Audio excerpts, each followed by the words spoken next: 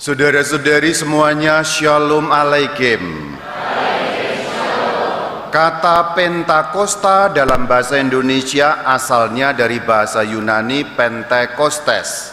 Arti dari Pentekostes yang diterjemahkan dalam bahasa Indonesia itu adalah 50 atau hari yang ke-50. Jadi Pentakosta artinya hari ke-50. Pentakosta ya, bukan Pantai Kosta. Kalau pantai itu Pangandaran, Padangtit itu pantai ya, ini Pentakosta, hari ke-50. Maknanya adalah hari ke-50 dihitung dari peristiwa Paskah. Nanti silakan kalau di rumah kurang kerjaan hitung aja dari Paskah 1, 2, 3. Hari ini pasti hari ke-50. Dan kenaikan Tuhan ke surga adalah hari ke-40. 9 hari kemudian, karena diselingi dengan novena seperti yang dilakukan oleh umat Allah, dulu Bunda Maria, para rasul, murid-murid Tuhan mengadakan novena. 9 hari kemudian, persis hari ini adalah hari Pentakosta yang kita rayakan untuk memperingati turunnya Roh Kudus kepada Bunda Maria dan para rasul dan murid-murid Tuhan. Jangan lupa loh ya, yang dicurai Roh Kudus bukan hanya para rasul, Bunda Maria, para rasul, para murid dan murid-murid Tuhan, termasuk saudara-saudara Tuhan 120 orang banyaknya. 120 itu angkanya 12 kali 10. 10 angka sempurna dalam Alkitab, 12 itu angka suku Israel yang mewakili ke-12 suku bangsa Yahudi. Maka 120 melambangkan kepenuhan keseluruhan seperti yang dinyatakan dalam firman bacaan pertama dari kitab Praksis Apostolon atau Kisah Para Rasul, bagaimana orang-orang dari segala bangsa mendengarkan firman yang disampaikan oleh para rasul dan menjadi percaya. Kalau kita melanjutkan pembacaan, nanti kemudian akan kita dapati ada 3.000 orang yang percaya. Itulah orang-orang Katolik pertama, saudara-saudari.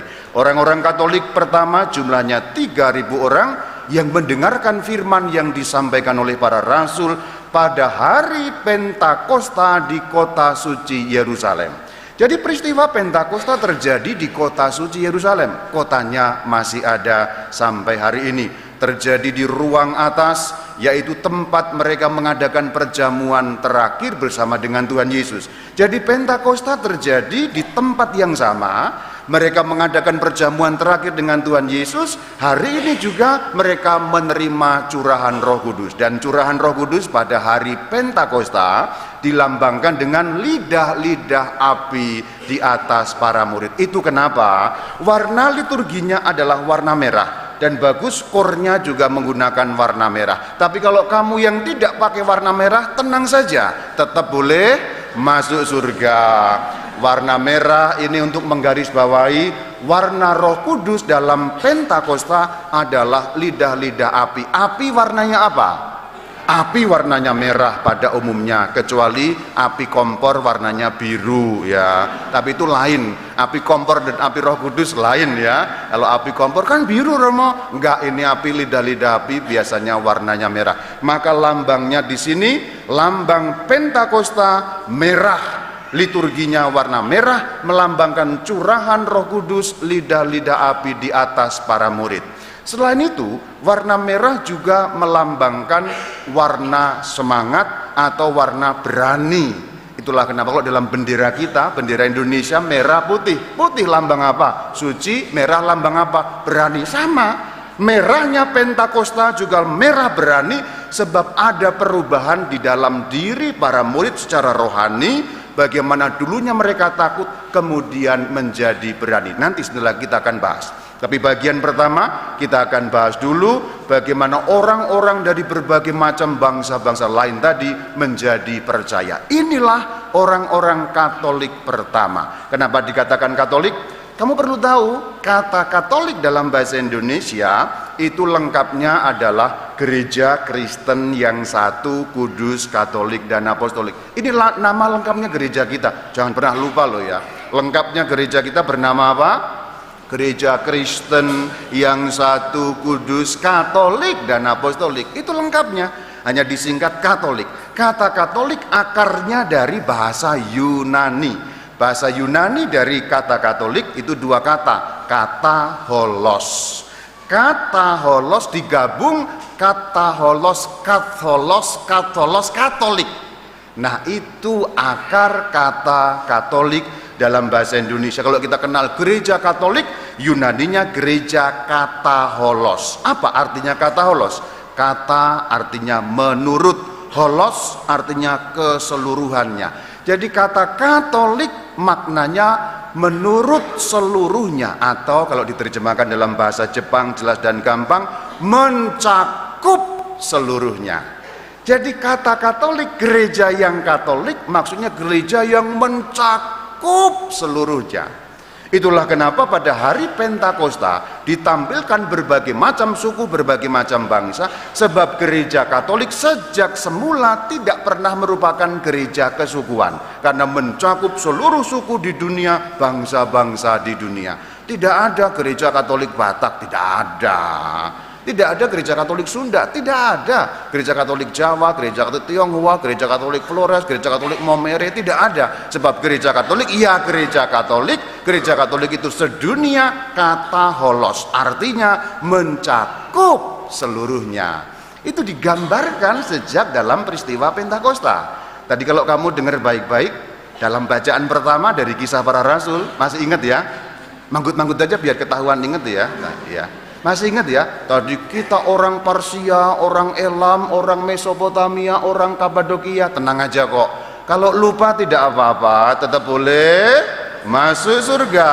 Tapi kalau ingat kira-kira ya bagus ya, ada Parsia, Elam, Mesopotamia. Di bagian terakhir bahkan ada orang Arab. Orang Arab itu dari awal mula 2000 tahun lalu itu sudah menjadi Kristen, saudara-saudari, sudah menjadi Katolik, sudah mengikuti Tuhan. Orang Arab. Kalau kita ngomong Arab jangan dibatasi hanya Saudi loh ya. Arab itu selalu wilayah yang luas di Timur Tengah, negaranya kalau sekarang ada banyak. Saudi itu hanya salah satu dari Arab. Nah, orang Arab itu sudah Katolik sejak awal mula. Jadi bacaan pertama dalam Kisah Para Rasul menggambarkan kekatolikan, sebab peristiwa Pentakosta adalah, bahasa Jepangnya, pengumuman atau peresmian adanya gereja Katolik untuk pertama kalinya. Jadi itu resepsinya. Ini bahasa gampangnya ya. Kalau diterjemahkan dalam bahasa teologi ya rumit lah ya. Saya nggak seneng kalau pakai bahasa teologi, pakai bahasa gampang saja. Pentakosta itu pengumuman atau peresmian atau resepsi, atau kalau pakai bahasa partai, tapi ini pakai bahasa partai ya, deklarasi. Pentakosta deklarasinya adanya gereja Katolik 2000 tahun lalu yang dimulai dari kota suci Yerusalem yang langsung mencakup segala bangsa di muka bumi. Itulah kenapa sampai hari ini, coba perhatikan yang hadir-hadir di sini ini kan mencakup segala bangsa di atas muka bumi ya. Ini ada berbagai macam bangsa. Ini baru di Purwakarta loh ya. Kalau kita pergi ke Bandung, ke Jakarta, ke luar negeri, macam-macam. Ada yang putih, ada yang putih banget, ada yang hitam banget, lebih hitam daripada saya banyak. Kalau orang-orang Afrika kan hitam. Ada yang merah, orang-orang Indian, ada yang pucat, orang-orang kulit putih, dan seterusnya. Jadi inilah gereja Katolik yang sudah ada sejak hari Pentakosta sebagai hari deklarasi, pengumuman yang didirikan atas dasar para rasul, yang sejarahnya hari ini sampai 2000 tahun lalu tersambung dan tidak ada putus-putusnya, bahkan sampai akan nanti seperti janji Tuhan sampai kepada akhir zaman. Itu yang pertama, makna Pentakosta.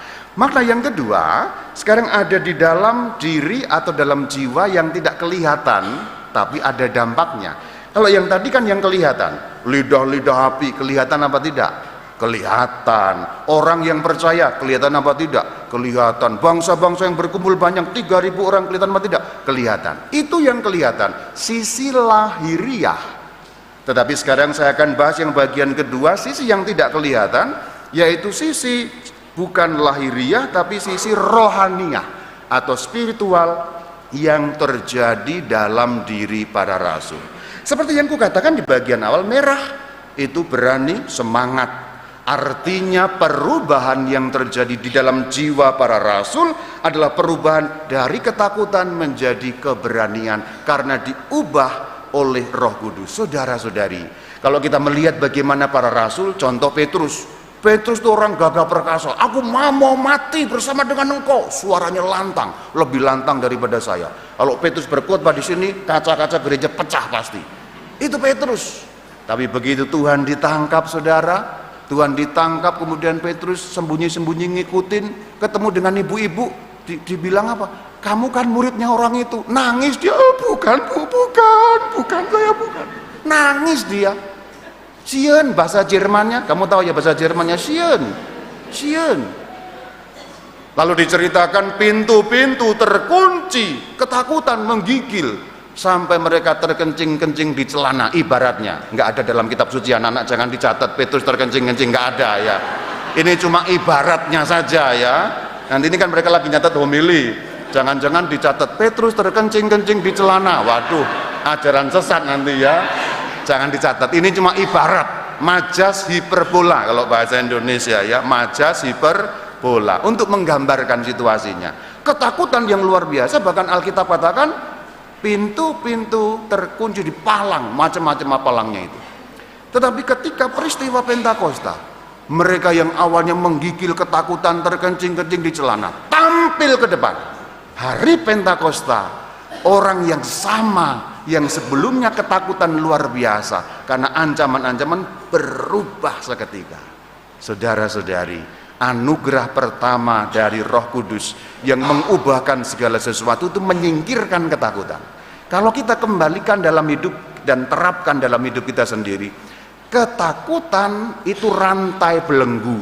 Ketakutan itu mengikat kita sehingga kalau kita dikuasai ketakutan, kalau kamu dikuasai ketakutan, kamu nggak akan pergi kemana-mana. Karena ketakutan itu bagikan rantai yang mengikat langkah kita, sehingga kita tidak mungkin melangkah kemanapun. Bahasa gampangnya, hidup tidak akan maju, tidak akan ada perkembangan apapun dalam hidup kalau ada ketakutan. Maka yang dibongkar, yang diputuskan rantainya pertama adalah rantai ketakutan. Belenggu yang dihancurkan oleh Roh Kudus adalah rantai ketakutan. Menggarisbawahi setiap firman Tuhan dalam Alkitab banyak sekali. Jangan takut, jangan takut, jangan takut, jangan takut, jangan takut. Alkitab banyak bicara soal jangan takut. Hari ini dipenuhi dengan turunnya Roh Kudus. Celak, hancur jangan takutnya. Orang-orang yang sama itu berubah. Sebab ketakutan itu ikatan bagi kita. Gambarannya gampang begini. Kalau kamu mau berbuat apa saja, rencana-rencanamu tidak akan jadi apa-apa kalau kamu terus dikuasai ketakutan. Apapun tidak akan kemana-mana rencanamu itu. Contoh yang Jepang aja ya, Jepang itu jelas dan gampang.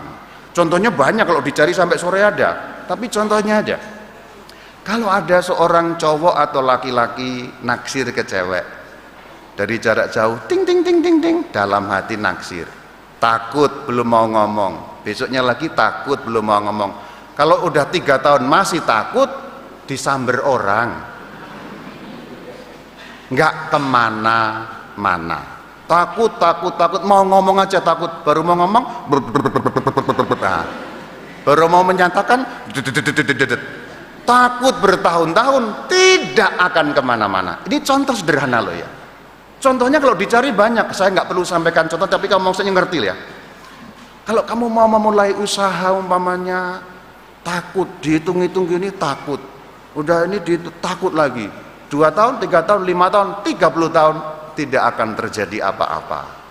Mau menikah takut, tidak akan terjadi apa-apa. Jadi ketakutan itu belenggu kehidupan paling utama. Ketakutan itu rantai kehidupan paling utama.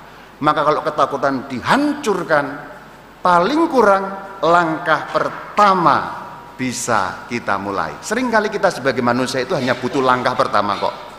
Langkah pertama dimulai, selanjutnya terserah Anda.